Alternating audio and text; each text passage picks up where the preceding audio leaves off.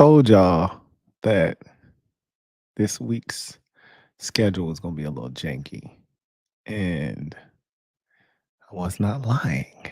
As you can see, it is after midnight, and here we are live for a podcast episode. And I got a lot to talk about. Not like a lot, but a lot. A lot of it is non-football related. So if you are one of those individuals who are just here for the football talk, this episode, I'm not saying it won't be for you, but it's probably not going to be for you. Anyway, Celtics have accomplished their goal and their mission of hanging banner 18. They have taken sole possession of the most Larry O'Brien trophies. We'll talk about that. Why didn't y'all tell me about Invincible on Amazon Prime? I think somebody did tell me about it. It was like, yo, it's not for your kids, but you got to be more specific, though. That show is incredible. We're going to talk about it. I didn't watch The Pick is In. A lot of you have told me a little underwhelming from a commander's standpoint, but overall solid project. If you enjoy draft content, it's going to be pretty solid. I think somebody said they focus a lot on the Rams. And I'm like, yeah, the Rams isn't really the team I really want you to be following that closely during the draft, but it is what it is. I'm still going to watch it. I haven't. So I have some homework to do, right? Ravens have new helmets, alt helmets. What do you guys think about those? We'll discuss so much more to talk about. All the Hard Knocks slots have been filled, and they threw a little curveball at us, one that we didn't see coming. So we got a lot to discuss, as I mentioned tonight. So, and then whatever you want to talk about. We Midnight Marauders, if you got something you want to chop it up about, please, by all means, knock yourself out. That is what I am here for. You are locked in to the 427th installment of the Louie T Network podcast that starts now.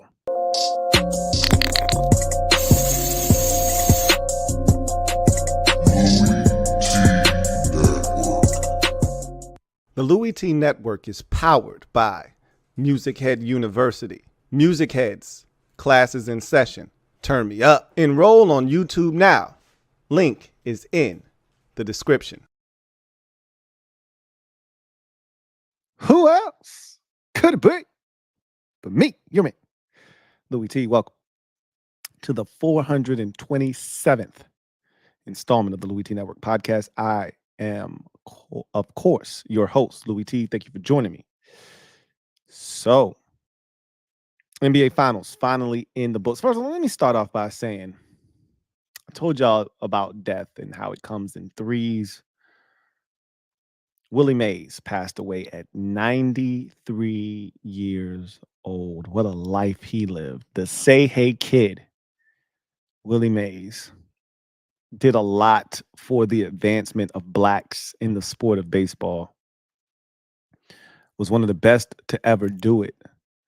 And, one of the guys, as someone who played baseball growing up as a kid, as a black kid, Willie Mays was a name you heard a lot. Now, it's not like I played in the majors or anything like that where you would probably hear his name a ton, but Willie Mays was definitely one of those guys that, as a black kid playing baseball, you heard his name all the time. And we all know the basket catch over the shoulder in the World Series and, just how good of a baseball player he was. And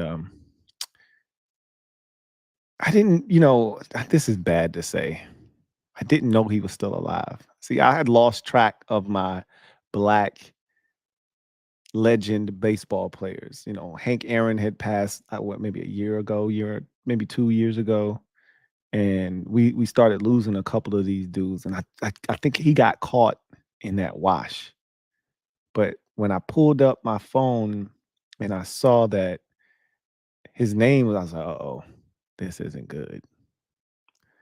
And of course, he passed away at the age of 93. So rest easy, say hey kid. Um, you will be missed, and your legacy will forever be etched in the memory of most baseball fans, especially the older ones. And plenty of generations to come will know your name and your impact on the game. So, Invincible. Let's go there first before we jump into the Celtics. My son, my eldest son, was at the house this weekend, and he was like, "Dad, have you watched Invincible yet?" And I'm like, "What's that?" Because we were talking about what he was watching, and my son is heavy into anime and things of that nature. So I'm always curious as to what. Not that I'm gonna watch. He reads manga, all of that stuff. So I was curious what he was reading, what he's been watching, this, that, and the third. So we were going through um, some of the catalogs on some of the various apps, and he was like, "Have you watched Invincible?" And I was like, "No, what's that?" And he's like, "It's a show on Amazon Prime. I'm telling you, you'll really like it." And I'm like, "Okay, we'll see about that." So we get to a point where he's like, "You should really try it, man. Just check it out." He said, "I'll watch it with you. It's that good." That's okay. Tell you what, I watched the first episode with you. If I like it, I'll watch it. And it made me think about my daughter. So for a lot of you, if you don't have kids, this probably ain't gonna hit the same. But when my kids were really young, the first batch, I put them on to Yo Gabba Gabba, and now my twins, my daughter in particular of the twins, I put her on the Yo Gabba Gabba, and now every Saturday morning when she gets up, "Mommy, I want to watch Yo Gabba Gabba." And one of her favorite songs from Yo Gabba Gabba is, "Try it, you'll like it. Try it, you'll like it." And so I think about my daughter and "Try it, you'll like it," because my son was like, "Yo, I'm telling you, watch this. I'm telling you, just try it, just watch it. You'll like it." I watched the first 7 minutes of episode 1, and I was like, "Yo, I'm hooked. I wanna watch this." I was like, "I wanna watch this." And anything that is that good, I usually try to rope my wife into it because I want a road dog. I want a partner in crime to watch it with me. The only problem that comes with watching shit with my wife is that now we're on her schedule, right? Because I'm a night owl. I'm up all times of the night, all times of the day. And so it's nothing for me to just be like, "Yo, I feel like binging 5 episodes, 6 episodes right now." With her, we'll watch 2 episodes and then she'll doze off, fall asleep. Might take us 4 months to get through 2 seasons of Invincible, but I want her to watch it with me. So I'm like, "Yo, go watch," because I watched the first 2 episodes with my son. I wanted to watch more, but it was like 3 in the morning. We had a cookout, and by the time we got to the episodes, it was like 1:30 in the morning. And these episodes, it's gonna be a little bit tougher to binge these the way I want because these aren't 22-minute episodes like X-Men, was. These are 48, 50-minute episodes. It's still not super long, but long enough where you gotta realize that, bro, you watch one of these, that's essentially an hour. So if you're gonna binge it and you watch 6 episodes, that's 6 hours, bro, pretty much. Now, give or take, 12 to, 10 to 12 minutes, but we round up here in the T household. So once you pass the 45-minute, it's an hour, right? So it's hard to binge a show where the episodes are an hour, but I wanted to watch like 2 or 3 more. It was so good. Oh my god. Why didn't you guys tell me about this show? Like, y'all can't be holding out on the goods. Like, if you discover that something is that good, and that's right up my alley. I like, animation. So that's right down my alley, right? Come on now. You guys need to tell me these things.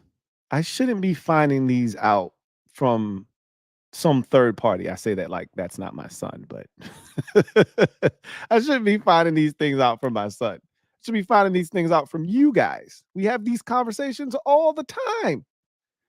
Nonetheless, um, that show, I can see where it's heading, episode wise. The first 2 episodes, if the first 2 episodes felt like 5 different episodes at once. And my son is so particular about how things are done, how they're set up, how it's written, the animation of it, everything. He's so particular. And if he likes something, then it's really well done. And he swears by this show. And I see why. Like literally. He's like, I read the comic. It's not as good as the movie. Or the show rather. He's like, normally it's the other way around. He said, but in certain instances, when you do a show based off of a comic, you give more details. You get to give characters a little bit more backstory. Like he's like in the comic, the wife doesn't really get a lot of the backstory. So you're not as attached to her. You don't feel as bad when things happen to her in the comic. Whereas in the show, she's given a backstory. You kind of see her life. You see what she's going through as the wife of a superhero and now a son that has superpowers as well. And where she's kind of left in that dynamic. And you start to have, empathy for her watching the show. And he's like, you don't really have that when you read the comic. So um, he was explaining certain layers to me, but all in all, after 2 episodes, your man is hooked like dope. And I can't wait to watch all of the episodes. Like I'm fiended up. I want my wife to hurry up and watch the 2 episodes so we can just dive right in. She's bullshitting. And what's going to ultimately happen, and I don't want to do this to her, is I'm just going to end up watching it without her, and she's not going to care because I want to rope her in, but I think she's going to watch the first because she's not a nerd like me. You know, my wife's not a nerd like me. She's got nerd tendencies, but she's truly not a nerd. I'm a nerd for real. Like me and one of my best friends growing up, we used to do word search puzzles like compete. I told you I'm a compete junkie. I'm a competition junkie. So anything that I can compete at, I want to. And so we would do word search puzzle um, competitions, right? Where who could finish their puzzle first. And I could never beat him, by the way. He was so fast at those things. And I'll get so mad. I'd be like, yo, you cheated. Let me see. Let me see your puzzle. And I'd sit there and methodically check every single word to make sure he found every single one of those bitches. He just was that fast. I just couldn't believe somebody was that much faster than me at finding words in a word search puzzle. But I'm a nerd for real. Like at my core, I've told y'all, like, I've never shot a gun. I haven't jumped out of a plane. I haven't smoked weed, but I have had edibles. I've told you about those. Be careful. Hey, look, kids, if you're out there, don't do drugs. Okay. Don't do drugs. But I'm really a nerd. So I don't know if she's gonna watch these episodes fast enough for me. But yes, Dime 10-1. Adam Eve is a spinoff. He showed me that because her character is one of the teenage superhero groups that they have. And he showed me that there's an actual, like, I think they call it episode 202 or whatever. If you go down, he showed me that. And she has her own little spinoff episode or whatever. So I'm gonna consume that as well. I've seen her character. I'm comfortable enough with her character now that I want more of her as well. So I'm gonna watch that too. So I am fully aware. He filled me in on everything, showed me where it was. So when I'm done, I can watch that. And he said you're probably in your best interest to just go ahead and watch both of the seasons first, and then watch the Adam Eve episodes, which I think that's what I'm going to do. I think I could have watched it after episode 2 because she was so involved with episode 2, but I'm pretty sure there's more, right? Because there's still another 14 episodes that I haven't watched, so I'm pretty sure, and I can see where it's going with her. Spoiler alert, if you haven't already watched it, shame on you. I'm late to the game, so I don't feel bad for spoiling it for anybody else. I can see where it's going, right? She's got a little boyfriend. He's narcissistic. He likes her, but then the black girl likes him, and then she's going to be in her feelings. And you can see that dynamic, having an impact. He's going to have feelings for the black girl, but he's going to like Adam Eve even more because she's a superhero. She can understand him, yada, yada, yada. So there's going to be beef between the other guy that is her boyfriend now and him, because he's not gonna like the way he treats her, and he's gonna like Adam. You could see the dynamic kind of forming right now, right? But we'll see. I'll let it play out. But 2 episodes in, and there's so much that happened in 2 episodes. 2 episodes, and I'm already like, yo, this is crazy. Like when he killed those superheroes, I was like, wait a minute. What are we doing here, bro? What are you like? I mean, he's crushing skulls and he's chopping off heads, and I'm like, bro, why did you just kill them? Like, I was so like, I wanted more. Like, I needed answers now, and he's like, bro, just watch. And I didn't want to stop. It just so happened that 3 o'clock in the morning hit, and I was like, bro, I really could watch 2 more episodes, but then it'd be 5 o'clock in the morning. If those episodes were 22 minutes, if they were 35 minutes, I would have been like, all right, let me get 2 more of these joints, and then I'm gonna go to bed. 48 minutes, yeah, I'm gonna hit the hay, as my son likes to say. But I'm upset at y'all because I should have been on. This is the good thing, because you guys did not force me to watch Invincible. Now I have off-season content. I have something to watch that will pass the time until Bel Air. That season 3 of Bel Air comes out in mid-August. Until then, I really don't have a lot. I mean, you're gonna get these Hard Knocks. We're gonna talk about Hard Knocks tonight, and we're gonna get the off-season Giants that starts July 2nd. Then you're gonna get training camp with the Chicago Bears that starts second week of August. And then, boom, we'll be into the season, preseason football, Hall of Fame game, all of that good stuff. Yeah. But I have some stuff to watch. I was told that I need to watch the Dynasty, the Patriots series. I've heard mixed reviews on it, but these types of things, it's probably best if you just watch it yourself. I've heard from people like Louis Riddick that it's really good. Then you hear from other people who are like, yeah, it was all right. I didn't love it. So I think I want to watch it for myself. But yeah. I'm gonna set like this weekend. I I'm gonna push my wife to watch. I've already put a bug in her ear. Like, hey, I need you to watch the first 2 episodes. Like, just tell me if you don't want to watch it. Just tell me so I can watch it on my own. Like, don't hold me hostage here. Okay. Either you want in on this or you don't. So we'll see what happens.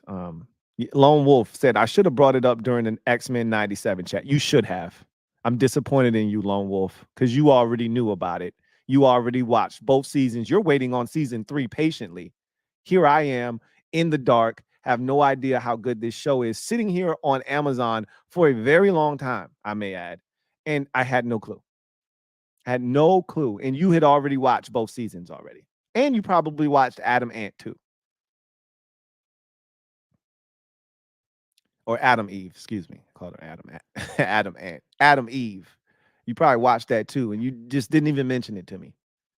Shame. Shame. Yes. You're bad. LOL. It's all good. It's all love. Anyway, Boston Celtics. Congratulations to the Boston Celtics, to Jason Tatum, to Jaylen Brown, Finals MVP, well deserved. You know what's funny? Me and my buddy and my wife were having a conversation, and I had my buddy on speakerphone, and my wife was like, "Jason Tatum better not win MVP," and my buddy was like, he was freaking out because after Game 4, the odds shifted in favor of Jason Tatum winning NBA and Finals MVP, and I was like, why did the odds shift in his favor? They lost by 89,000 points in Game 4. He did nothing to change the odds.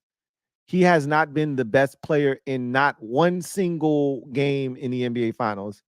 Why would the odds shift in his favor so dramatically? I don't understand. He was the best player on the floor in the closeout Game 5. Almost had a triple-double, over 30 points, double-digit assists. He killed it in the assist department in this series. He was very unselfish. I was so pleased with his play because he didn't force the issue. He could have went out there and said to himself, I'm going to win Finals MVP, and it would have been to the detriment of his team.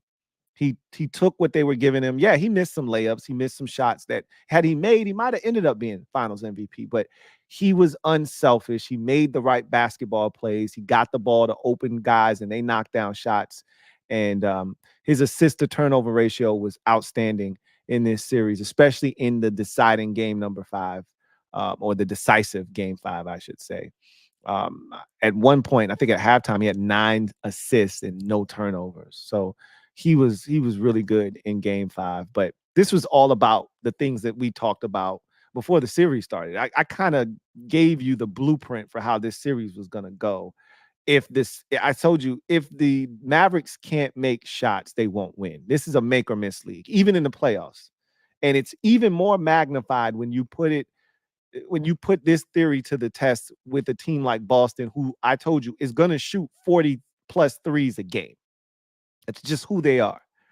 And they're not going to stop shooting. So, yeah, they had an off night in Game 4, and the Mavericks actually made some shots. Good for them, right? It's one game. I didn't expect it to change the trajectory of the series. I tweeted out, the day of Game 5, I expect the Celtics to finish this series up at home in Game 5.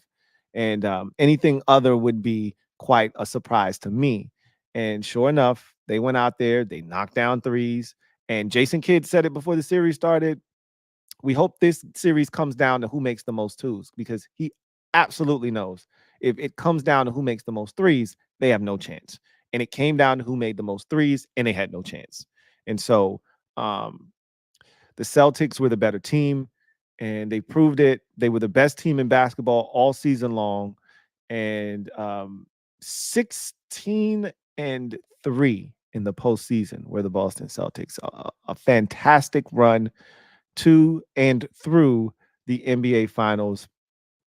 Glad to see Tatum sort of get the monkey off his back. So happy for Al Horford, who's been playing forever and finally gets the ring. I couldn't think of a guy who deserved it more than Al Horford. And so glad he's no longer in the same breath with a Karl Malone, who I couldn't stand growing up. Obviously, I was a Bulls fan, and they were one of the teams standing in the way of winning the finals towards the end of that Bulls run. But I hated that Malone tried to go steal a ring with the Lakers. I was like, nah, that's not how we do things here, right?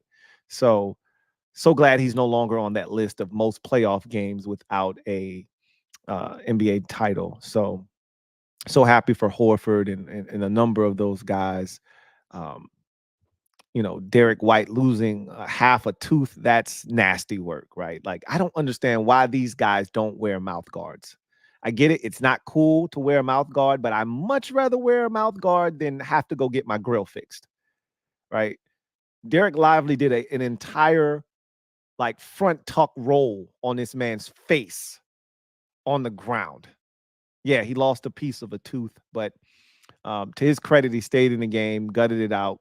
and helped his team. Hit a big three when the Mavericks tried to make a little run there. That seemed to be the guy that always had the answer whenever the Mavericks, started to make little run towards the end of games. He'd get an open look and knock it down.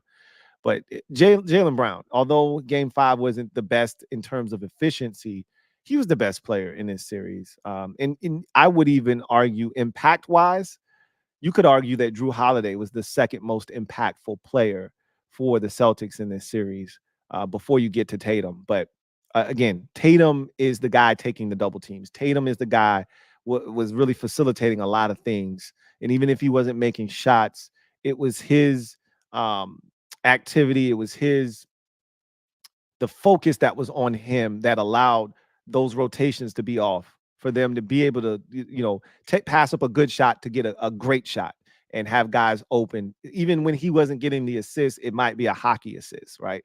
Where he made the pass that led to the pass that led to the shot. So, but Drew Holiday is the reason I think they won the NBA championship this year. You take him off of this roster, and I don't know if anybody beats them heading to the the finals. Maybe they don't beat the Pacers, right? Those were close ball games. You know what's crazy is, of all the series that they played, the Pacers series was by far and away the closest, and they were the only ones to get swept. But those games could have gone in any direction. One thing happens here, one thing happens there, and that's a totally different series. You don't have Drew Holiday in that series, I don't know if they beat the Indiana Pacers, right? And that's easy to say, but when it's all said and done, the Celtics were the best team in basketball. They proved it. They were outstanding in the finals. And a lot of people talk about their three-point shooting, but they play defense. And you know something else they do? They make it hard on you because all 5 guys defend and can score. There aren't many teams in the NBA that have the ability to have 5 guys on the court all at the same time that are a threat to score the basketball and can play defense. Even when guys like Sam Hauser, remember I talked about Sam Hauser, and it's easy to forget about guys like Sam Hauser, right? I talked about him before the series started. I said he can't play the way he played against Indiana. He couldn't buy a bucket. He was outstanding in these finals. Not good, outstanding. For his role, he played it as well as he could have played it. He gave them great minutes off the bench in all 4 of those victories, right? And this is the thing I love about three-point percentage is you're going to shoot true to form. Like that Indiana series was not Sam Hauser. He couldn't hit the backside of a barn, but that's not who he is. He's a plus 40 3-point, shooter. On average, right? Like, so he's gonna start making shots. And boy, did he ever in the finals. And he played both defensively and offensively very well. They tried to put him in pick and roll, and they tried to ISO him, get him on Kyrie, get him on Luka, and he held his own, man. I was like, you go, Sam. You damn right. I'm so happy for my guy, Xavier Tillman. I'm a Grizzlies fan. X spent his first 4 or 5, years of his career. I think it was his first 4 years of his career in the NBA with the Memphis Grizzlies. We traded him during the season to the Celtics, and I was so happy for X, man. I was so happy for X, and I think, what was it, game 3? When X went in, had some crucial minutes, hit the corner 3, I was going off at the house. And my wife was like, "Why are you cheering so hard for the Celtics like that?" I'm like, "I'm not cheering for the Celtics. I'm cheering for X. That's my guy." So it was fun to see him get a ring as well, man. It couldn't happen to a nicer guy. I love Xavier Tillman. So, what else is interesting about this Celtics team, and me and my buddy were talking about it. He's like, this is the thing that sucks about the Celtics. He's like, all of their dudes are under contract for next season. They don't have a single free agent amongst the group. This whole group that we just watched win the finals, they running the shit back. Normally, when you win a finals, there's a guy or two. Like for the Nuggets, they've really missed Bruce Brown, right? He was huge in their championship run. He was a free agent, right? He left, got a big deal from the Raptors, right? Like generally, you're going to lose a guy or two when you win the finals. Celtics don't have to worry about that. You already had Al Horford say, "Hey, I'm gonna run it back. I'm coming back." Everybody else is under contract. Nobody else is retiring. You know, obviously Porzingis is going to have offseason surgery, and he may miss the start of the season. We'll see how long the recovery time is for that. But they're all coming back. Even goddamn Peyton Pritchard, who they just put in, it seemed like for the half court, shot. That shit was crazy, bro. He hadn't played a second in game 5 until there was like 4 seconds left. Maybe it was like 1.4 seconds, whatever it was. It's like they knew he must be doing that shit in practice or something. They were looking for him. He comes in, heaves the bitch from half court, and did it again. He did it in game 1. He did it again in game 5. You got to be kidding me. Anyway, I digress. Congratulations to the Celtics, to their fans. It's been a long time coming. Hadn't won a chip since 08. So banner 18 has been achieved. Now they go for the back-to-back chip. And I think, what did they say? We haven't had a back-to-back NBA champion since, didn't the Heat do it? I felt like the Warriors had done it, but maybe the Heat, maybe they didn't do it. Maybe theirs always was broken up with a team winning in between them. I felt like KD and Steph and company won back-to-back when KD was there. I felt like that, but maybe it was a year in between or something. I don't know. But even if that's the last time it was done, KD hasn't been in Golden State in what, 5-6 years? So we'll see if the Celtics can do it. The East is really theirs for the taking. I don't see anybody jumping up, and the West is crazy. That's the thing where you go. Probably would be Boston again, but who are they playing next year? Because probably won't be Dallas. That's my guess, but we'll see. Anyway, I digress. Let's get to the gem dropping session, shall we? I think we shall. Let me drop this gem on your melon. Open your mind, let your conscience be free. You're now rolling with your man, Louie T-double-E. Let me open you up. Get you thinking a little bit. So, Hard Knocks, and this will be like a pseudo in case you missed it. So it'll be like a mashup gem dropping session in case you missed it. So the Hard Knocks table is set. We have officially, the NFL has created this year-round Hard Knocks situation. So Hard Knocks used to just be training camp with fill in the blank. Now they've expanded, and we knew about the in-season Hard Knocks that started 2 years ago with the 3 years ago now.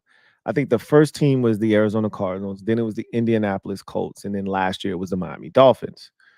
So now we have the in-season Hard Knocks. Pretty cool product.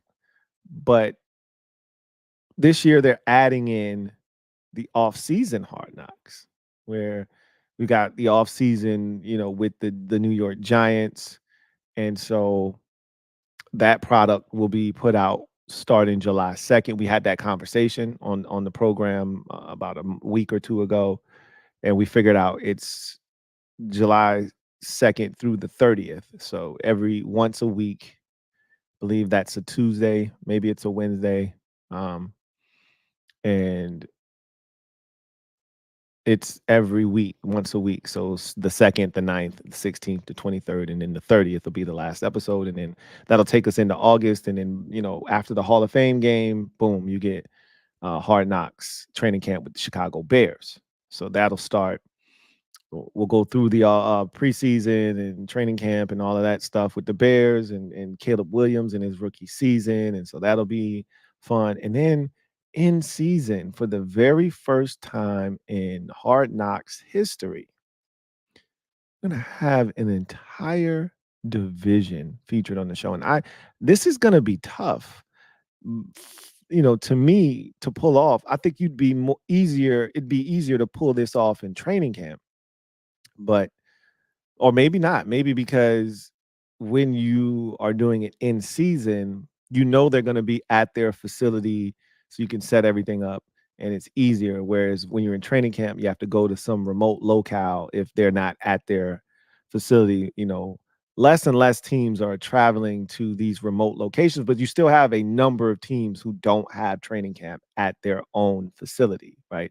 They're going away somewhere to have, like, I know the Steelers used to go to Latrobe, um, to do their training camp. I don't know if they still do that or not. And various teams. Dallas still goes to Oxnard, California, for their training camp. But they're going to do in season starting December 3rd, the entire AFC North. Wow. An entire division for Hard Knocks. That's pretty interesting, to be honest with you. So in my mind, I'm like, okay, that's going to be riveting stuff in season. You're following four different teams. This is a division. If you recall, all four of those teams made the playoffs last year. It's the first time in NFL history a division has had all of its teams make the postseason in the same year. Uh, I'm fascinated with that division. Big names there, obviously, but I want to see how they pull this off. Sometimes you can spread yourself too thin. So, are you going to dedicate an entire episode to each team, or are you going to give us a little from each? Which I think is what ultimately is going to happen. You give us a little bit of each episode, but then does it? It might feel like it's not enough. They're going to have so much content that might not make it. Might end up in the scrap heap because you only have an hour now, unless they decide to make these episodes a little bit longer, because they'll have so much content. You're recording four different teams and you have a massive amount of content. A lot of that stuff isn't going to make it to the final cut of the show, and so I wonder if these episodes are going to be a little bit longer than normal. But I mean, it is HBO Max. It's not like you're on ESPN. You can do whatever you want from a programming standpoint. It's not like they have a lineup that they have to adhere to. Like, hey, we still have the 11 o'clock news coming on in 30 minutes. You have to be off in the next 30 minutes. Like, it's HBO, bro. If you want to have a 3-hour show, you can have a 3-hour show. I wonder if they're going to extend the time because they have four teams that they'll be following and so much content, or are they going to condense it into an hour-long show? Questions, questions, questions. I'm still waiting to see what this off-season thing looks like, because I'm fascinated with free agency and the draft and how these processes work. And that's why those off-season videos that these teams put out on their team websites are so riveting, because they're taking you behind the scenes. They're pulling back the curtains and allowing you to see what goes on in an NFL front office in the offseason, right? When you're trying to figure out what guys make the most sense for us in free agency. Are we going to bring some of our own guys back? Are we picking up the phone and calling teams about a potential trade opportunity? What's going on with the draft? What's going on at the combine? What's going on at the Senior Bowl? Like, you're going to get to probably see all of that with the Giants, I would assume. So that's great television for me. And as an NFC East fan, I'm probably going to be all over that stuff. So, of the three, which are you most looking forward to?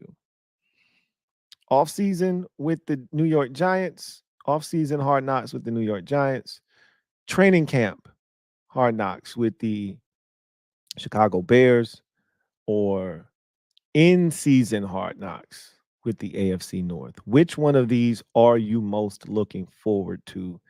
Leave it down in the comment section. And if you don't mind, why? Why in particular are you looking more, forward to one of these more so than the others. So I think for me, anything that's new is always a little bit more intriguing to me. So the offseason with the Giants is intriguing enough that I want to see what it looks like. It may turn out to be boring and I might be like, yeah, I'm good. I don't need to watch the next year's offseason with whoever fill in the blank. But I doubt that I'm going to feel that way because I'm a nerd, as I mentioned at the top of the show. And so all of these little geeky things I find interesting. Also, the AFC North edition of In Season, that gives it a little bit of spice because you got four different teams there and they're all in the same division and they're jockeying for, AFC North supremacy, especially if this division is good again and it's, tough and everyone's jumbled up. It'll make for great theater. If the Ravens or some team in that division has run away with the division, then it won't feel as good. But if this division is competitive as we think it's going to be, it should make for great theater. So I'm looking forward to that as well. And then, even the training camp, Caleb Williams is going to be, the big focal point. But I think they got some guys on that roster that are going to be characters. And they had a few draft picks there that they made that, they're going to follow around. And um, I don't know if their coaching staff is going to be as interesting, but we'll find out. Normally with these hard knock shows, there's a guy or two that kind of stands out amongst the storylines, and so um, it'll be interesting. But I think the one I'm most looking forward to is probably going to be the in season with the. What's funny though is I probably won't watch it in season. It won't be till after the season that I'll probably consume it. But that one would be pretty interesting, especially if the season is very um, compelling, especially in that division. In case you missed it, T. Higgins, speaking of AFC North, T. Higgins of the Cincinnati Bengals signed his franchise tender. Um, he's going to play for the Cincinnati. Like we didn't know this was coming, right? He signed his tender. He didn't want to show up in any of the offseason, activities. So signing it after everything was done was definitely going to happen. Like the minute that they completed OTAs and mini camps, that's when you sign, right? Just in case something crazy happens over the summer, right? This little break, you walk outside and you trip on a banana peel and you tear your ACL. I mean, what is this? Donkey Kong? What am I talking about? Slipping on a banana peel. What is this? Mario Kart? I mean, what am I talking about? But just in case something crazy happens, um, you want to be protected. You want to get your money. So soon as it was over and there were no obligations that he would have to fulfill that he didn't want to, he signed it. So now he'll be at training camp, which of course we knew he was going to be there. He's not turning down whatever the franchise tag number is for the receiver position. Yeah, he wants a long-term deal. If they're not going to give it to him, yeah, he would like to be traded, but all signs point to him playing one more season in Cincinnati. That's going to happen. So, same thing can be said with Brandon Ayuk. He was in a different situation. He's still under contract. He's still on his rookie deal. Yeah, he's playing that fifth-year option season out, which kind of acts as a de facto franchise tag. It's not as much as the franchise tag when you're, I think he was like the 25th pick in the draft. So it's not going to be as much as if, say, he was the third pick in the draft, but still a nice piece of change. But it's not long-term guaranteed money that you want. And, as a player, you want as many contracts as you can get your hands on. So the longer you take to get your first massive contract, the less likely it is you're going to get two or three more of them, right? You want to get to the bag as fast as you can because that means that you're that much closer to the next one. Like a Justin Jefferson, he's getting to the bag now. This is going to be year 5 for him, and he signed a 4-year extension. He'll probably, if he keeps it up, probably be getting to the bag again in another 3 years or so, right? And then he'll probably get to it one more time before his career's done. Whereas your Brandon Ayuk, they stretch this thing out long enough, you may only have one more massive contract in you. And then that last one you get might be all right, but it ain't all that, you know? The faster you get to the bag, sometimes the first contract is better if you're a first round pick because you're getting guaranteed money. It's a lot more money than if you're a second round pick. There's a big difference between being a first and a second round pick from a money standpoint.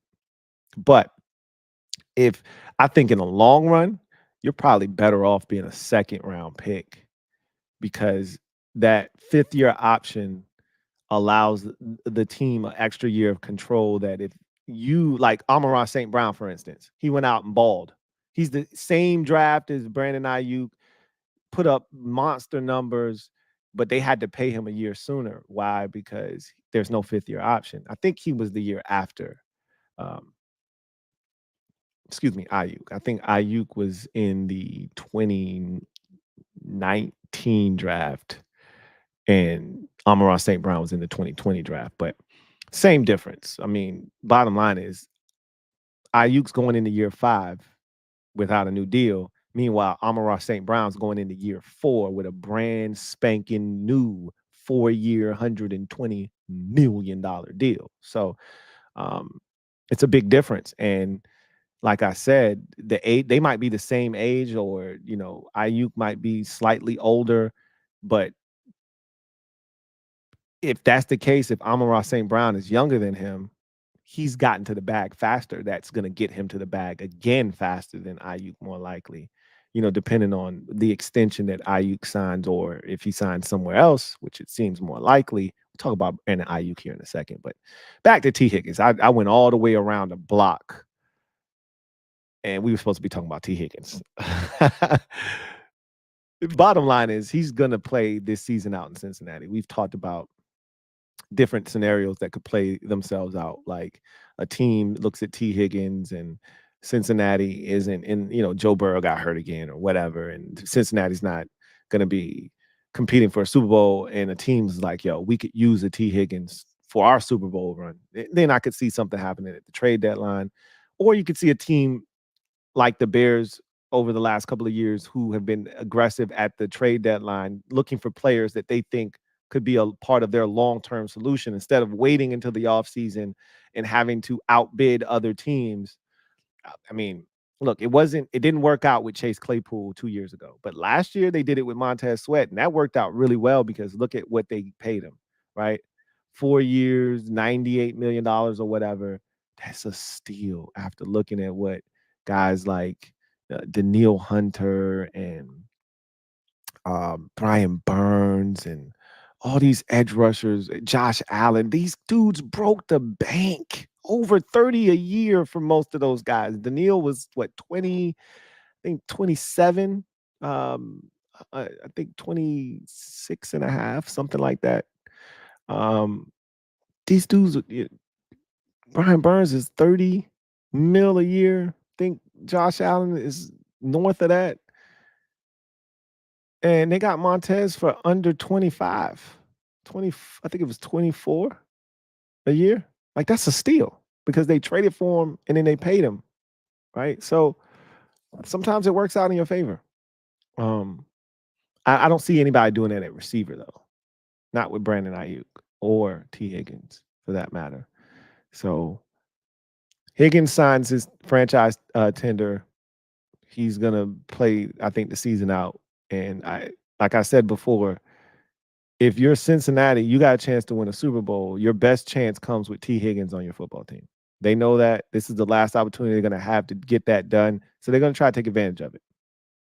Meanwhile, if you're the San Francisco 49ers, we saw a little bit of the drama on social media, via TikTok and other outlets with Brandon Ayuk.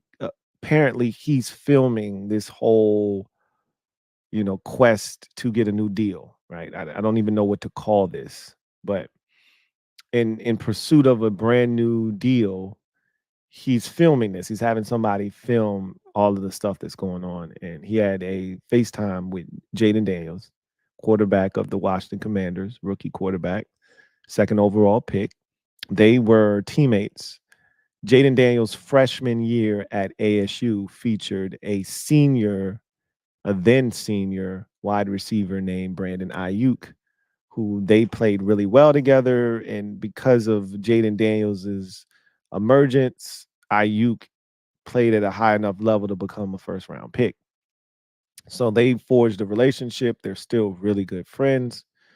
And so they were on FaceTime. We saw the video. Ayuk is talking to him. They don't want me. No, they told me they don't want me. Right. And because Jaden Daniels asked, well, what happened? And he's like, they said they ain't want me. Right. And he was like, yo, that's wild. Mama. And that went viral. Pat McAfee, everybody was talking about it. It had its intended effect. That's exactly why he put that out. He wanted people to get talking. He wanted to get back to the 49ers. He wanted to apply pressure. Adam Schefter came out today, refuted the whole they don't want him thing. And look, if there's one person I trust when it comes to the Shanahans, it's Adam Schefter. He knows Mike Shanahan personally. He covered Shanahan when he was the head coach in Denver for a number of years. That's where Adam Schefter got his start in media, was in Denver as a beat, reporter. And him and Mike Shanahan have as close a relationship as a beat reporter and a head coach, a former head coach, can have. So you would assume that the relationship extends to his son, Kyle. So anything coming from Adam Schefter regarding the Shanahans, I take it as the gospel, the absolute truth. So when Adam Schefter comes out and definitively says the 49ers definitely want Brandon Ayuk, I believe him. And I've believed that the entire time. They traded up into the first round to get him, and he's finally started to become the receiver that they thought he could be when they traded up into the first round to get him. So they don't want to let him leave. But they also know that they're kind of in a financial crunch. We've talked about this already.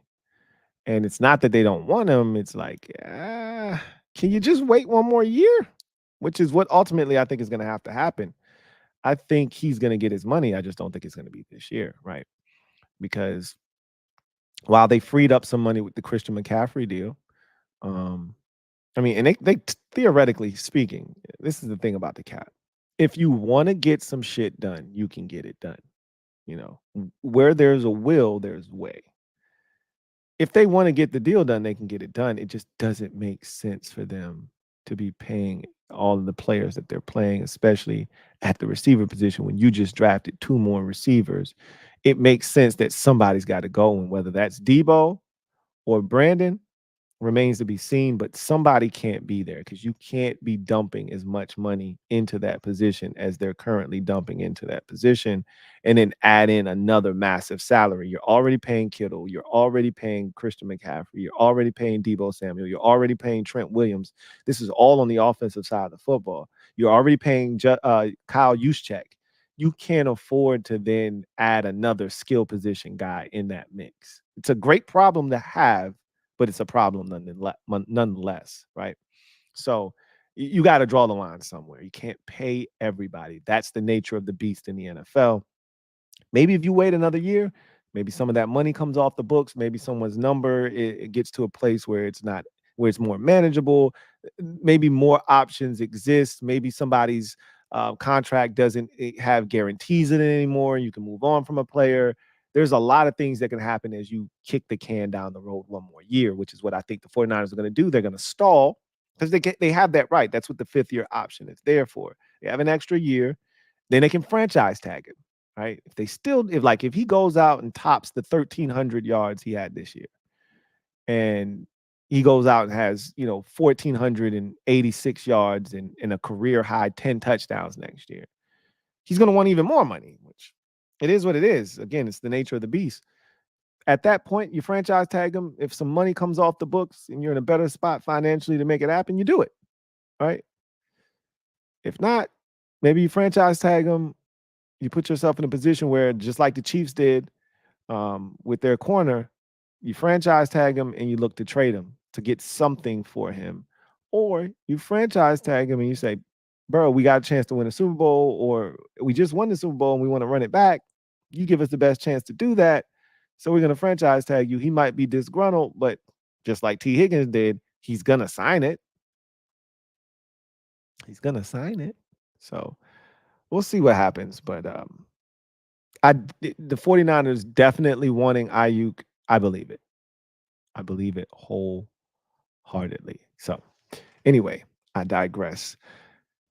Let's get to social media maneuvers. I'm a midnight marauder. Y'all know what it is. Let's get to the comment section. If you're out there and you want your comment read on the air, use the hashtag LouieTLive to have your comment read on the air if it is pertinent. If you want to jump straight to the front of the line and ensure that your comment is read, super chats are the way to get that done. So let's get to the comment section. I don't think there's going to be too much here for me to have to read, though. Hey, John, you be typing in some random stuff. It's like sometimes I'll be wondering, like, what are you talking about? Like, some of your comments, I'm like, okay, we can talk about that. And then other ones, like, where did that come from? A lot of them are before I even start the show. And I just be curious, like, were you waiting to type these in? Like, did you have a list like, okay, I got to get to this one? Yeah, Trae Young needs to win an NBA Finals before he demands a trade. Like, that's random. You're my guy, though, but very random. Anyway, let's see. Timbo says, you full of that wine? I'm actually fasting right now. So no alcoholic beverages for me for the last 3 weeks. That will end this weekend, though. We went on a month fast, me and my wife. 'Cause sometimes you got to give your body a break, you know? And boy, we love our adult beverages in this household. So sometimes you just got to give your body a break, allow it to, have a chance to be free from the alcohol. So we will be turning up this weekend though. But no, I have nothing in my system right now. I am absolutely fine right now. Kevin writes, this T-Law extension got me afraid to see what Love's numbers. Got me afraid to see Love's numbers. Hoping it's reasonable. I'm a fan and a believer, but it was 1 year after all. We'll see how it goes. I think he's the next to get done. You should be afraid. But look, again, I can't stress this enough. It's a good problem to have, but you know how I feel. I am very, very big on do it again. Yeah, it was 1 season. Do that shit again. Let me see it. Let me see you do what you did last season again so I know it's not a mirage. Tell me it's not a mirage. I need to know it wasn't a mirage, that you just didn't get hot. So I need to see that you're legitimate and that you deserve to be broken off. But the Packers are in a unique situation because it took him so long to play that they really don't have the benefit of saying, yeah, let's just see what this looks like. The price isn't going to go down, right? And again, this is similar to Trevor Lawrence. He really only has 1 good season under his belt. And they have to take a leap of faith and say, we know this kid. We know his work ethic. We know his leadership qualities.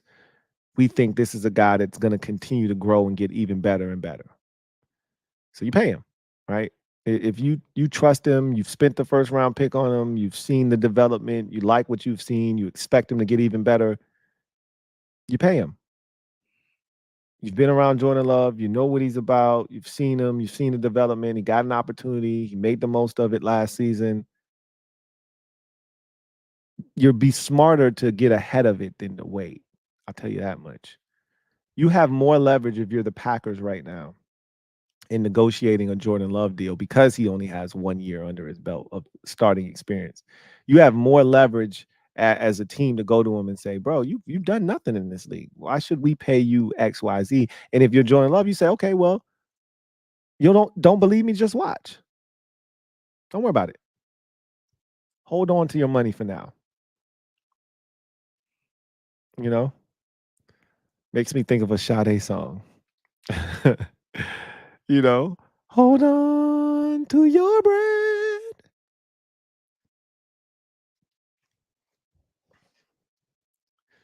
Don't if you don't think I'm worthy of $55 million a year, let me go show you that I am. If you're the Packers, you try to get him for 47 a year or whatever the number is that makes you feel good and makes you feel like you got a steal. That's what you should be going at him with right now. If you think he's the guy, but you know, we'll see, right? King of the Bluegrass, been a member for 28 months.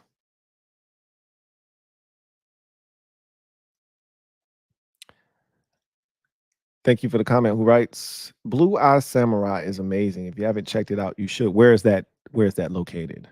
Blue Eye. See, what I'm not gonna do from here on out is ignore y'all when y'all tell me some shit. Cause somebody told me about Invincible like 2 months ago when I had when I think when we were talking X-Men and we were talking about some of those series, my guy Frankie Baby, Frank McLaughlin, shout out to my guy Frank Aloha, told me about the Terminal List, and we were talking about all these shows, and I'm like, yo, what are y'all watching? I think somebody told me about Invincible, and I was like, oh, okay, cool. And I didn't follow up on that. So that's on me. However, y'all should have been like, nah, did you check out that Invincible though? Like, don't let me like just be like, oh, okay, cool. No, I'm about to check that joint out right now. I'm pulling out my mobile device because that show was so good. But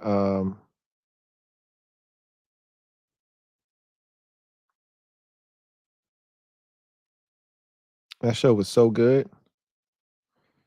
I got to have it. So let's see. Blue Eye Samurai. It's on Netflix. All right. I'm gonna check the preview out now that I know where it's at. Let's see what that's about. And then there was another joint on Netflix that my wife was showing me. It was like some kind of alien show where like this dude that's not really a superhero, but he kind of is.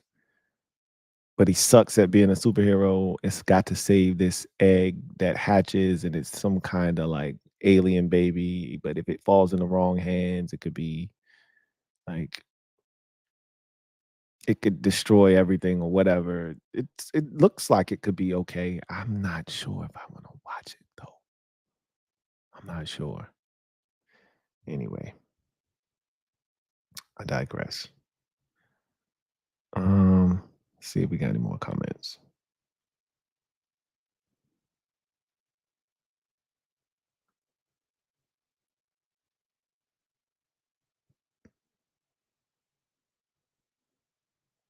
Black Al B.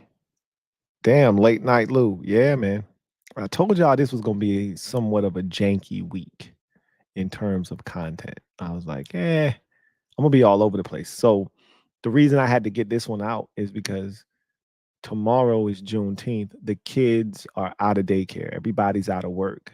So there will be no time to shoot this video or to go live. I could do it tomorrow night, but I want to do my Washington show tomorrow night because Thursday I'm taking the kids down to my parents' house so we can have the weekend to ourselves. We haven't had one of those in forever. So I told you this week was going to be kind of janky. So I have to get this out so that this can be out tomorrow because I'm not gonna be really working tomorrow because the kids will be home. You know what I'm saying? So I knew this week was gonna be crazy.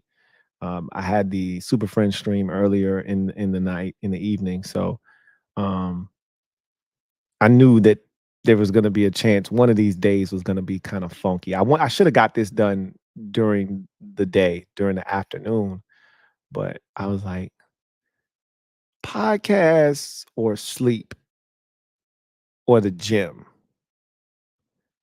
Podcast, sleep, or the gym. I chose sleep, then the gym, and then I was like, I just get the podcast later. So here we are. Here we are. Uh Abel Ambrosio. My guy, double A. Thank you for the super chat. Greatly appreciate you. Thank you for being a member of the MOBB, who writes, who will be the next NBA star to get his first ring? My hope is Ja Morant. That's my hope. But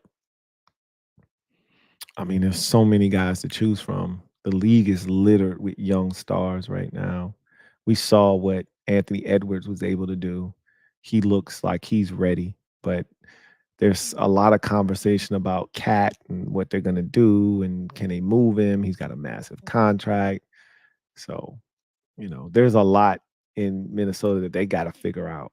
It was a hell of a run, but who knows? SGA got some invaluable experience this year. I still think they need a legitimate number two. Like Williams is cool, but he's like a third option to me. They need somebody like it may be Chet or turn it. I don't think he will. Um, they're gonna get themselves a big this year though, and they look like they're primed to get Isaiah Hartenstein, which pisses me off because I wanted him in Memphis, but that price tag is way too hefty now for me. So I think we're gonna have to go the much cheaper route, like a Goga Badaze or something like that. But I can see SGA.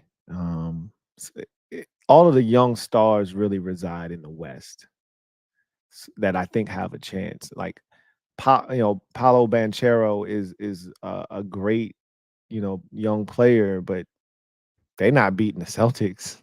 They can't shoot. They got a lot of issues that they got to figure out.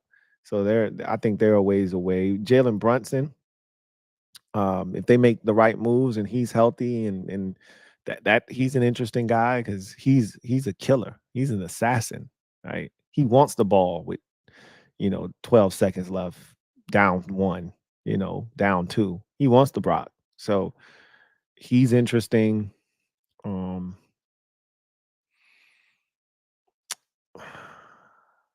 I don't think I don't see the Bucks winning anything of note. So Dame wouldn't be able to get his first ring, but I wouldn't count them out. But I just don't see Giannis winning another ring. He got his one, which is good for him. So I think those are the teams that kind of register for me. We'll see where Paul George ends up. If he goes to Philadelphia and the 76ers stay healthy, I wouldn't count out Paul George and Maxey and Embiid getting their first ring. But again, that's the only team, them and the Knicks right now, as things are constructed. And again, we'll see. I heard Jamal Murray say this is set up to be a crazy NBA offseason where anything can happen because I told my buddy, this feels like when the NFL realized, oh shit, the Patriots dynasty is over. Like, we got a shot. Hey, let's go for it, right? And you saw teams going for it. You saw the Rams trading for Jalen um, Ramsey. You saw them trade for Von Miller. You saw teams going for it. You saw the Bills trade for Stephon Diggs. You saw teams like, yo, we got to go for this shit. The Patriots are no longer a threat. We got a shot. Let's go try to win a Super Bowl. Now the Chiefs have taken over, but even they feel beatable. Like they shouldn't have won the Super Bowl last year. They weren't the number one or the number two seed last year. That was the year to get them. Now they've retooled. They feel dangerous, but we'll see how good the defense is. But the offense feels like it's back. Feels like it has a chance to be back. Um, But I feel like a lot of these NBA teams kind of feel that way now. Like, yo, we got a shot. You know, LeBron's getting up there in age. Once he went to the West, it felt like, okay, if you in the East, you got a shot now. And then Golden State was the other barrier. Like, shit, we got to deal with Curry and Clay and, Draymond and all those. Now that shit's over. So everybody's like, yo, why not us? I mean, the Pacers made it to the Eastern Conference Finals. No shade, because he's a tremendous player and he's a gamer, but no team with Jimmy Butler as their number one option should make the NBA Finals. They've made it twice. I put an asterisk next to the bubble, but they still made it technically twice. So the shit is open. It's wide open. Anything can happen. But I still think when it's all said and done, the West is wide open. All roads go through Boston. I don't see anybody being better than them right now. But a move here, a move there, and all of a sudden Philadelphia or the Knicks could be right there knocking at the door. Right there knocking at the door.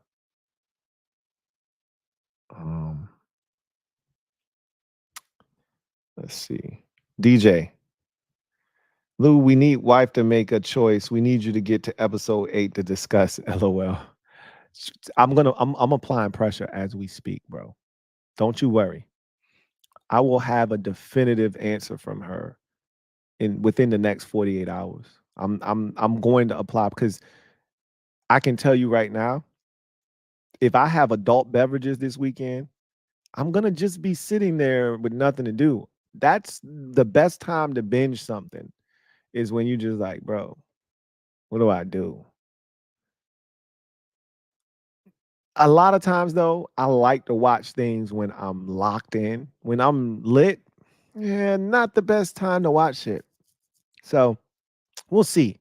But what I am going to do is make sure that I have a definitive answer, because times like this right here, where I get off this stream and I might be wired and I'm not ready to lay down yet, this is the perfect opportunity for me to say, you know what? Let me get 2 episodes in real quick. Can't do that right now, but I will be able to do that here shortly, because we're gonna find out. And if she's in, and I think she will be. I know my wife, and that's why I saved this for her. But again, she's not a geek. She's not a nerd like me. So she might be like, "Nah, I'm good. You can go ahead and watch it. You go ahead and watch it." You know, she's not as into anime and animation as I am, because she didn't watch X-Men with me.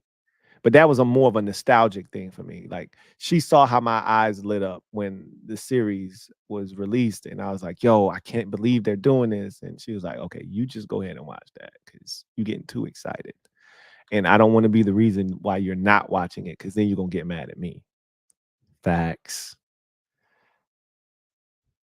I'm gonna get it done. Don't you worry.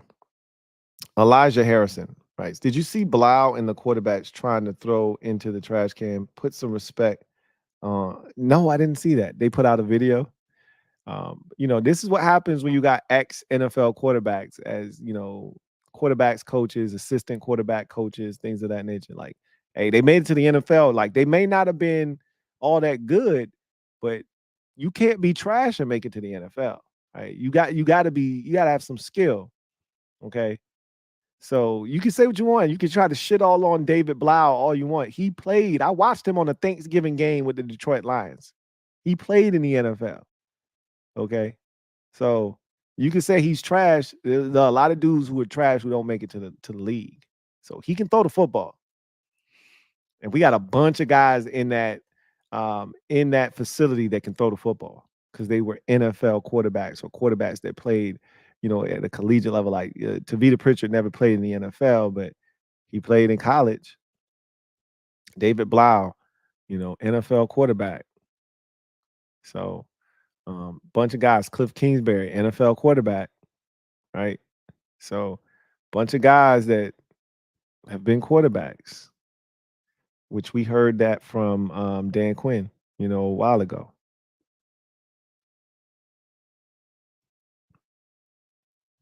Black Al B says on a music tip check out Boldy James, fair exchange, no robbery. Cans out, 21 in all, banging that joint. He a Detroit boy, but he not on no mumble or drill type stuff. Boldy James. All right, I'm gonna write it down. So I got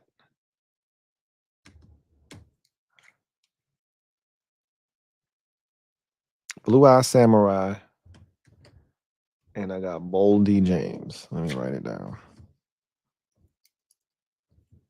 Blue Eye Samurai and Boldy James. Because I got a couple spots on my playlist. So what kind of music is this? Is this some like I'm about to go out to the club, I'm getting hype music, or is this some like mellow type rap, or is this conscious rap? Like what we talking here? Because sometimes I'm not in the mood to hear. I'm not trying to get deep. Like I ain't even trying to hear bars. I'm just trying to have a dope beat and somebody talking some bullshit so I can just vibe. Is that this, or is like no? These are bars, bro. Let me know. Um, Meest says, "Did you watch Shogun yet? That show gonna win some awards for sure." Nah, I've been told about Shogun, but somebody told me, and then I watched a little like you burning guys alive. I'm like, I don't know if this is for me. I don't know if this one's for me. I might sit this one out. And he was like, "Yo, it was pretty graphic too. Like we really got to see the guy get burned alive." I'm like, "Yeah, I don't I'm not really too um sure that I want to see that, but thanks anyway." Right? So I don't think Shogun's for me. That might be, and not that I don't enjoy graphic stuff. I mean, I watch plenty of movies where dudes are getting chopped up and blood's everywhere, all that good stuff. But yeah, I don't really know if Shogun's for me. I don't really know if that's for me. Anyway.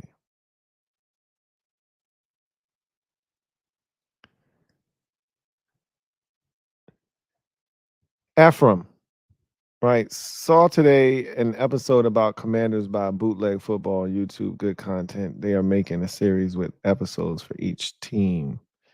Okay, cool beans. And this is the time for that, right? This is the time for that. Elijah says, "Sorry if you can see my other comments. I forgot that you can see the deleted ones. LOL." I can sometimes, but not all the time. See some of them. Blackout B says, "Dope beats and bars. He used to sling bricks." Well, okay. Enough said. Got you. All right.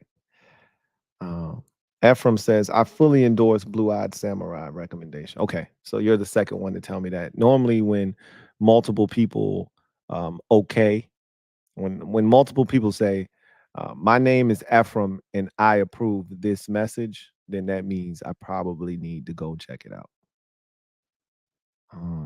Blackout B says the whole album is classic, but the first four tracks are goaded. So he's got a whole project out already. Does this Boldy James? He has a whole project out. I'm gonna look him up right now in my app and see.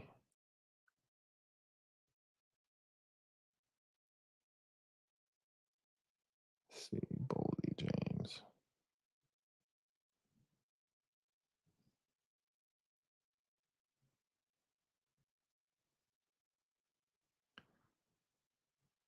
Oh, he got a bunch. Oh, he been out for a while, a long time.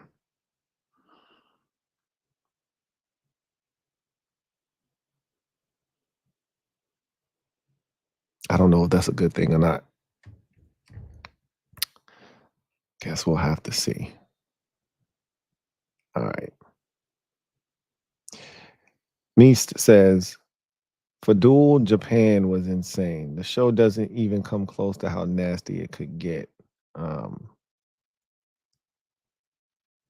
again, I don't even know how to feel about that. um, yeah, it's one thing when it's animation. It's another thing when it's like real. It's live action. It's like, ooh, it's a little, it's a little too much. I don't know. Maybe that's just me.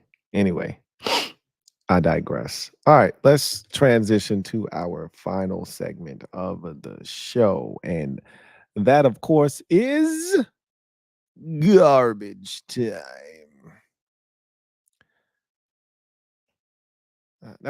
That garbage time was weak, son. Let's try that again. Let's transition to the final segment showing garbage time. That's much better. So, Baltimore Ravens, new alt helmets. What do you think? Um, let's go through the helmet real quick. So I've heard a lot of complaints about these helmets from Ravens fans. One, they can't stand the alt logo. They wanted the regular Ravens logo on this helmet, and they would have approved it, and they would have given it the thumbs up. But they don't like the alt logo on the helmet. I'm like, it's an alt helmet though, bro. So yeah, it's a little tough to not include the alt logo on an alt helmet. But other than the logo, and I agree, the regular Ravens logo would have been fire on this. It would have set it off. I'm not debating that, but it is what it is. It might even look better when they actually wear them, but this helmet is sick. I don't know about you, um, but I like this. You put these on with some all purple unis, dumb. You might even be able to put these joints on with some all blacks and it might still pop. But I think you go all purple, purple on purple with the purple helmets, which is what I expect them to do. The face mask is sick. The gold face mask is sick. They got the metallic paint. I think metallic. After watching Washington have the metallic helmets, that I kind of like that mesh, that matte look. Um, that matte, excuse me, that matte look type helmet. That's what this kind of gives me the vibes of, some kind of matte look. Um, they got the little, stripe gold talon stripes down the middle. The purple visor clips, that's fire. If you got a visor on, like Lamar usually wears a visor, so that's gonna be dope. I just think this is a well done alt helmet, and we're seeing more of these crop up because the NFL has allowed for a third helmet, right? If you only had, so for the longest you could only wear one helmet. Now they're allowing you to wear up to two helmets or three helmets. Then they allowed you to wear multiple helmets. So if you wore a throwback, you could actually wear the throwback helmet. Like, it was crazy. The Buccaneers would wear their creamsicle uniforms, but they couldn't wear the helmet with it. Like, then why are we even wearing the creamsicles if you can't wear the helmet? The Rams would wear their, white throwbacks, the Eric Dickerson joints, and they had to wear the gold helmet. Like, that's dumb. What are we doing, right? So they finally said, all right, okay, we're gonna ease up. That was bullshit. We know. Now they're giving you the option. If you've got um, another jersey, they're giving you another option for a helmet, and teams are taking advantage. We've seen so many different helmets crop up here of late, and I'm loving it. You know, it's giving me the Color Rush vibes, except Color Rush was whack. But it was cool to see teams experimenting with different looks, because sometimes the regular looks can get a little stale, you know? So it was good to see teams experiment with, but when you mess around and get the mustard and ketchup game with the Bucks and the Rams, you're like, ugh, that's nasty. Right. So this is this is dope. I don't know about y'all. I'm feeling this, and I'm assuming that they're gonna wear this with purple on purple. Chef's kiss. This looks now again. The biggest complaint that I've seen is the alternate Raven logo. Fans don't really love this logo, particularly on this helmet. I think it's nitpicky. I think it's fine. I don't have any issues with it, but so be it. You know, if that's the one thing you're complaining about, I think you got a damn good helmet here, because this is clean, if you ask me. Real clean. Um, we've seen a lot of alt helmets and alt unis and different things cropping up here over the last 4 or 5 months. I think so many of them have come out that we forgot about 2 or 3 of them. I think the Browns did something, didn't they? Yeah, or am I tripping? I think they did something. But you know what? You know what be tripping me out about the Browns? The Browns will come out with a helmet or some kind of, and it'll be something stupid like, we changed the face mask back to white. You're like, did did you guys change it away from white? Did it used to be brown or something? If you're a Browns fan, then you know those little subtle changes you recognize them. Like, yeah, they should have never changed the face mask from white the first time. And I'm like, oh, you changed the face mask. Hey, how about that? Huh? And they'll make a whole grandiose post about it. Like, look at this new Browns helmet. And you're like, yeah, y'all had those helmets 5 years ago before you changed the face mask the first time. So yeah, that's cool. Well, the Browns have the worst setup in the NFL, because there's nothing really that you can do. Like, they've tried to spruce them up with the whole like Cleveland Brown, word art on the front, and those were ugly, to be honest with you. And then when they go back to the classic look, those are nice, but there's only so much you can do with them, right? And so, yeah, that's a tough sell. The Browns are. There's certain teams in the NFL where you look at their uniforms and you're like, not sure you can do a lot. Like Green Bay, what are you gonna do with those? You can't do anything with those. Like, the best you're gonna get is when they went white on white, which was clean, right?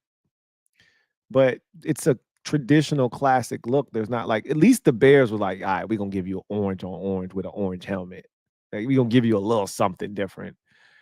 The Giants are wearing, just look. I'm cool with the Giants just wearing their throwbacks from the '80s, the Lawrence Taylor joints. Those are fire right there. You don't need them coming back with those 1930 joints that they're wearing week 1 against Minnesota. Those are nasty, not in a good way. Like, they're nasty. Like, brother, what is that? Right? They're that kind of nasty. Some of these teams try too hard, and then some of them don't try at all. So you want to end up somewhere in the middle, personally. You want to end up somewhere in the middle, but I digress. So that is going to do it for me, your man, Louie T, here on this installment of the Louie T Network podcast. I feel like Cliff Kingsbury right now. Like, I'm on Smooth Jazz 105.3 with your man Louie T. Tune in to the Quiet Storm every night, 10 to 1 p. 10 a.m. or 10 p. to 1 a.m. here on 105.3 the storm. Hey, go ahead, man. Y'all, I appreciate the 50 of y'all that's been holding the kid down for the last hour and a half. This was sort of an impromptu podcast. Not for me. I knew I was going to do it, but I didn't tell you I was going to do it, which is not how this is supposed to work, right? If you want people to show up, but your notification bells rung. Don't know if everybody has them on. Obviously, tomorrow is technically a holiday, but people still like to sleep, and I don't blame them. So if you don't warn people, if you don't let them know what you're doing, it's hard for them to know. So, yeah, that's on me. Anyway, I digress. You guys get out of here. Enjoy the rest of your evening. Enjoy Juneteenth. All right. Enjoy Juneteenth. Whatever that looks like for you, have had it. Enjoy the day off. If you just look at it as a day off, enjoy it. If you celebrate Juneteenth for what it signifies, excellent. Uplift the day. But whatever you do it to the best of your abilities. And I will see you probably tomorrow night if you're a Commanders fan. And if you're looking for another podcast episode, I don't know what to tell you. Don't know when you're going to get another one of these. Probably won't be this week. It'll probably be next week, to be honest with you. But who knows? I say that, and then I might jump on here Thursday night. Oh, what the hell? Same time, too. Right around midnight, 11:45, some shit like that. Who knows? I never know sometimes what the hell I'm going to do. So I told you this was going to be a crazy week. I meant that when I said that. So I don't know. Anyway, y'all get out of here. I'll see you guys next time. You know what it is. Till then, y'all take care. God bless. Good night. LouieTeeNetwork.